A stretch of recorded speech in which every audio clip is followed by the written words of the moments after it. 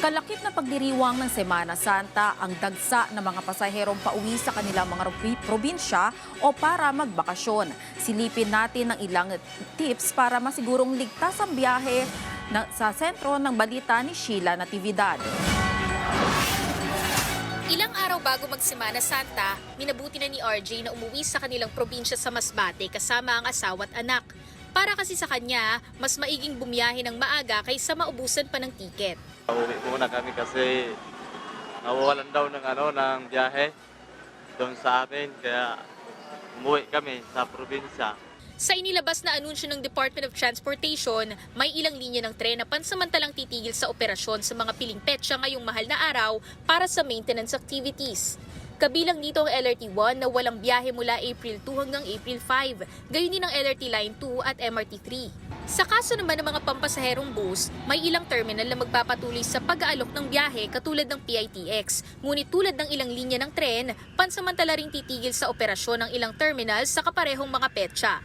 Para naman mapanatili ang ligtas at maayos na biyahe, narito ang ilang mga paalala. Una, maghanda ng go bag. Naglalaman ito ng first aid kit, tubig, gamot, flashlight at iba pang mahalagang gamit na maaaring magamit sa oras ng emergency. Maging alerto rin sa posibleng aksidente o pagkakasakit dahil sa dami ng taong makakasalamuha sa panahon ng biyahe. Pangalawa, magplano ng biyahe ng mas maaga para iwas sa siksikan at mabigat na trapiko.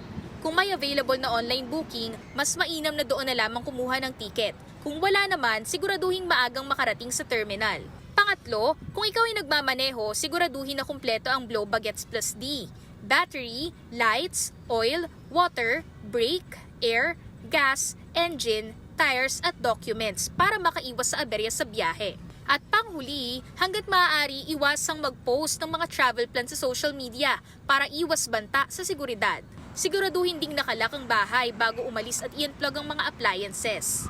Sa mga terminal, mag-ingat sa masasamang loob at sakaling malagay sa peligro, tumawag agad sa hotline na 911 para sa agarang tulong. Sheila Natividad, para sa Pambansang TV sa Bagong Pilipinas.